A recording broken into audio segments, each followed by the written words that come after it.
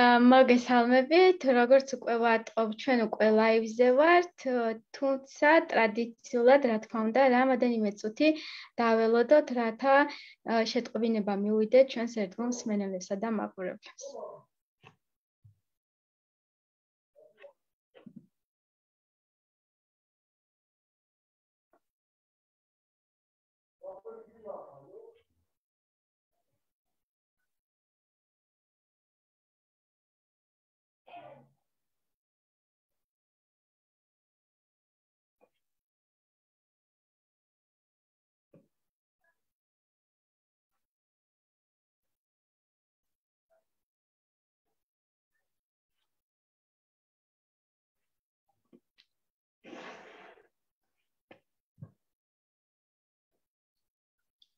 შეგვიძლია უკვე პრინციპში დავიწყოთ და ჩვენი ერთგული მსმენელები და მაყურებლები დარწმუნებული ვარ, რომ ნელ-ნელა შემოგვიერთდებიან.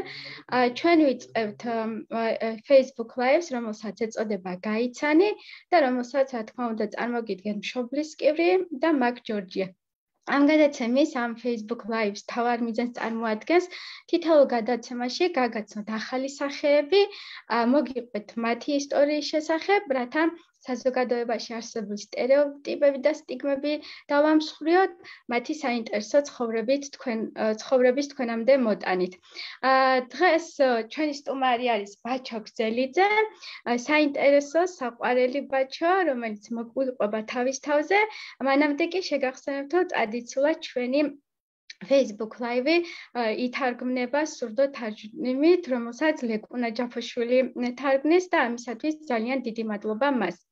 ბაჩო, სალამი, როგორ ხარ? გამარჯობა. კარგად თქვენ?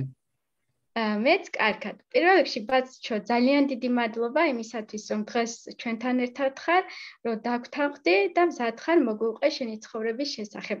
მოდი დავიწყოთ ტრადიციულად შესავლით და გთხოვ, რომ მოგვიყვე შენს შესახებ, მოგვიყვევი შენი ცხოვრების ერთი დღე, ვინ ხარ, რა ჰობი გაგაჩნია და ასე შემდეგ.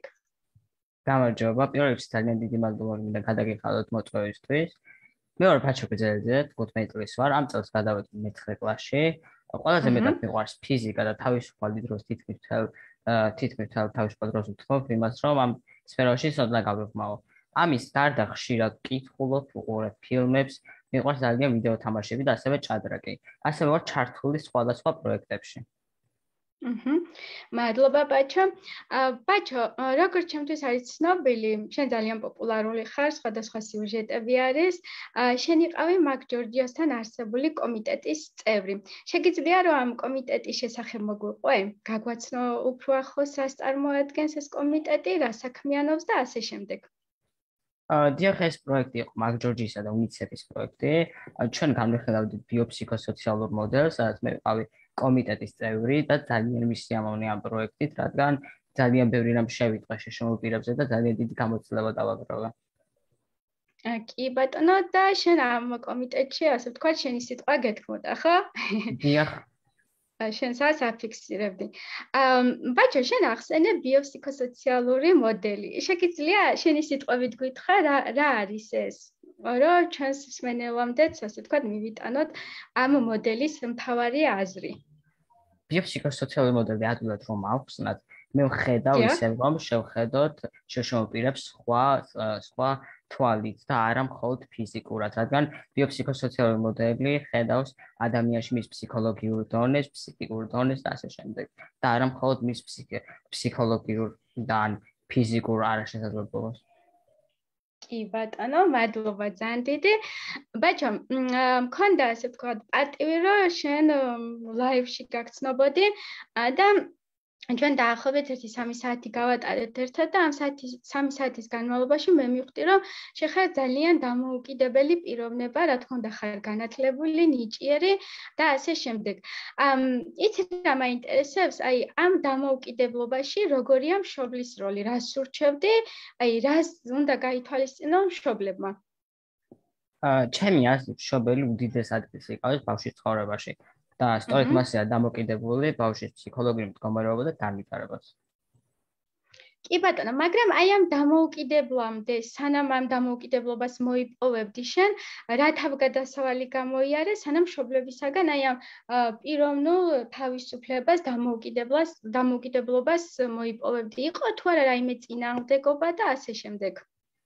შეიძლება ითქვას, რომ მე ძალიან გამიმართლა მშობლებში, რადგან ნებისმიერ ასაკში ისინი პატივცემდნენ ჩემ პიროვნებას და გადაწყვეტილების დრო იყო, სრულიად თავისუფლებას მიტოვებდნენ და ჩემ გასს პატივცემდნენ.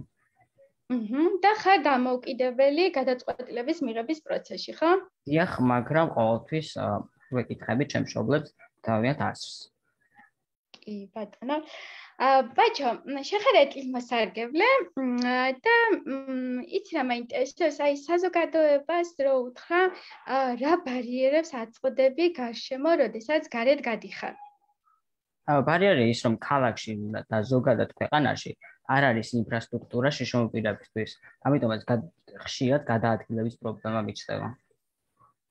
კი ბატონო, აი მაგალითად შეგიძლია ერთი მაგალითი რომ მოიყვანო, აი ეს ბარიერი უფრო ხილული რო გახდეს ჩვენი მსმენელებისათვის და მაყურებლებისათვის. აი მაგალითად დილით გახვედი, როცა სკოლა არის სახლიდან გარეთ და რა ხდება ამ დროს?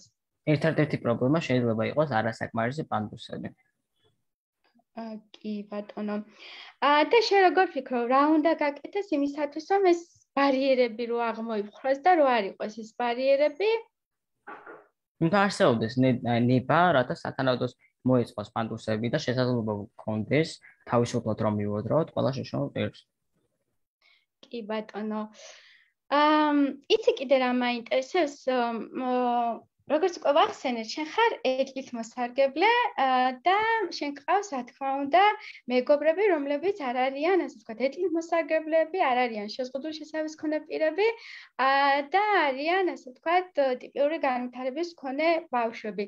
აი, რამდენად მსგავსი ან განსხვავებულია თქვენი ცხოვრება, ბაჭო? აი, მაგალითად, აი, ერთად რომ მიდიხართ ქუჩაში ან კაფეში ან კინოში, ხო? აი ერთად ყოფნისას რა ბარიერებია და აი შენთან ერთად როცა არ მიდიან მაგალითად იმათ როგორ აქვთ ასე ვთქვათ გადაადგილების შესაძლებლობა და ასე შემდეგ.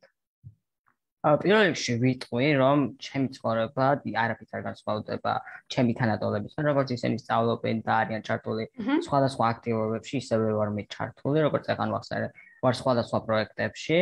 მაგრამ არის ხილული და შესამჩნევი სხვაობა, რაც არის ფიზიკური და შეიძლება სხვა თანატოლებისგან განსხვავებით ვერ გავაკეთე ესეთი ფიზიკური აქტივობები, როგორც არის მაგალითად ფეხბურთი. მაგრამ ამ ყველაფერს მე ინტელექტუალური მიმართულებით ვაბალანსებ. და რაც შეეხება მეგობრებთან ერთად სიარულის ბარიერები, ისევ ალბათ პანდუსი იქნება. და არაადაპტირებული გარემო, ხო? პანდუსი, რომელიც არა მხოლოდ პანდუსები, არამედ ბევრ რაღაცას მოიცავს თავის თავში. ბაჭო, აი ისევ და ისევ საზოგადოებას დაუბრუნდე და გარეთ გასვლას და ამ დროს როგორია საზოგადოების დამოკიდებულება შენთან მომართებაში? ან შენი თანატოლების დამოკიდებულება, შენი კლასელების დამოკიდებულება შენთან მომართებაში? ჩემი გამოცდები და თანატოლებს ჩემ ფიზიკურ მდგომარეობაზე თითქმის არანაირი რეაქცია არ აქვს და ჩვეულებრივად მიიღებენ, მაგრამ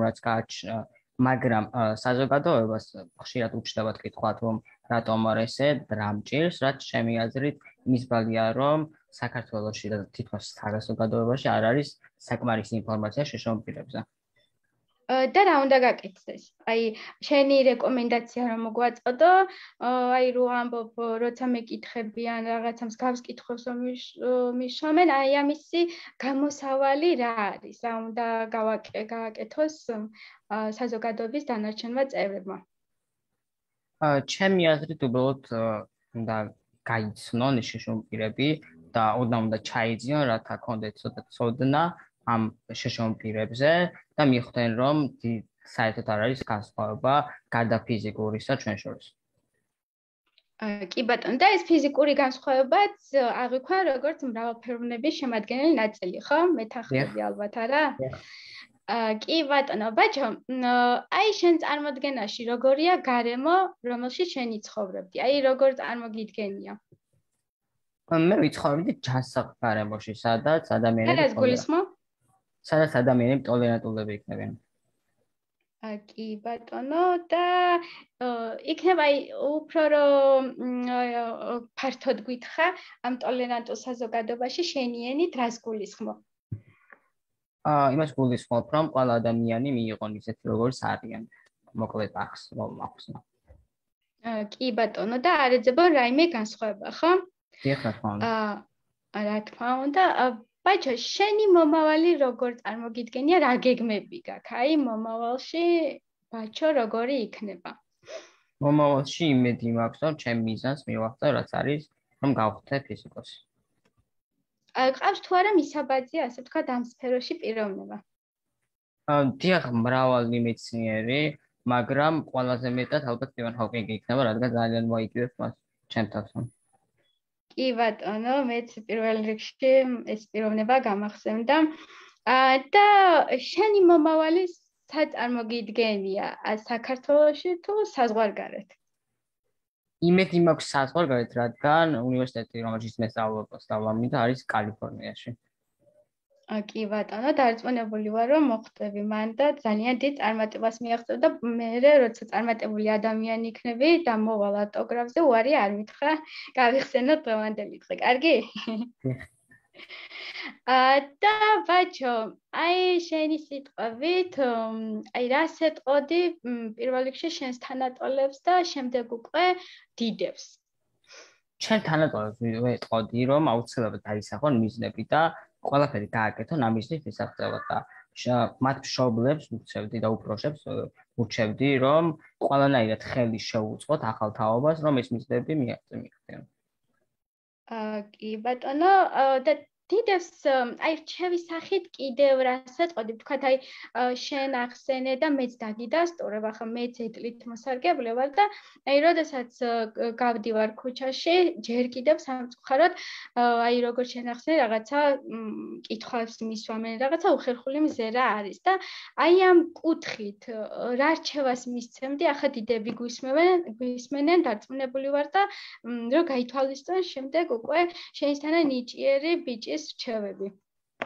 ჩემი აზრით, პირველ რიგში შშუმპირების მიმართ არ უნდა იყოს პოზიტიური დისკრიმინაცია და როგორც ეხან ვახსენე, თუ პრობლემა უნდა მოგვარდეს, რაც ახლა არის საზოგადოებაში, უბრალოდ უნდა მოიძიონ შშუმპირებზე და ზოგადი განათლება ქონდეთ მათზე, რათა ეს კითხვები აღარ გაუჩნდეთ, როცა დაინახავენ.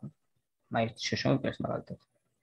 აი პოზიტიური დისკრიმინაცია ახსენე. აი ამ პოზიტიურ დისკრიმინაციაში რას გულისხმობ? პოზიტიურ დისკრიმინაციაში გულისხმობ იმას, რომ შშუმპირებს ექცევიან უფრო თბილად, ან მაგალითად უპირველეს აყენებენ, რადგან ვარ შშუმპირი და უხეშად რომ ვთქვა, ცოდვა ვარ. და ეს დამოკიდებულება არ იყოს შენ ურჩევდი, ხო? დიახ, რა თქმა უნდა. კი ბატონო და ბაჭო, ბოლო კითხვა და უკვე შემდეგ გაგიშვებ და კიდევ ერთხელ მადლობას გადაგიხდი წინასწარო დაგვითმედრო. ბოლო კითხვა არის ის, რომ აი შენი ტოლი გოგო ბიჭები, რომლებიც არიან ასევე ეტლის მოსარგებლეები და მათ აი იმ დამოკიდებულების გამო, რომელიც არაერთხელ ვახსენეთ, იმ ბარიერების გამო, რომელიც უკვე ხსენებული იყო, ასე ვთქვათ, არ უნდათ გარეთ გამოსვლა. აი ამ გოგო ბიჭებს, შენს ტოლებს, რას ურჩევდი, რას ეტყოდი და ასე ვთქვათ, რა რჩევას მისცემდი. იმიტომ რომ ძალიან საინტერესო იქნება შენგან რჩევების მოსმენა. პირველ რიგში იმას ვიტყოდი, რომ ამაში სასიწყვილო არაფერი არ არის. ჩვენ ვართ იგივე ადამიანები და შეიძლება უკეთესი ადამიანების სამცველად არ გულისხმობ, შეიძლება ერთი კეთილი იყოს, უფრო ჭკვიანი იყოს და ასე შემდეგ.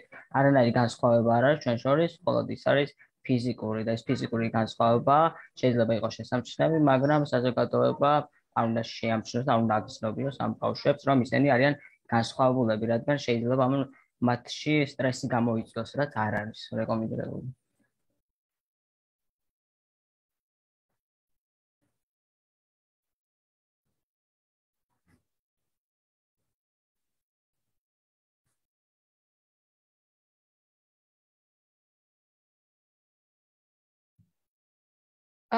ჩემი ხმა ახლა მგონი ისმის, ხო? კი, ახლა ისმის. ხო, ბოდის გიხდით, ტექნიკური შეფერხება იყო.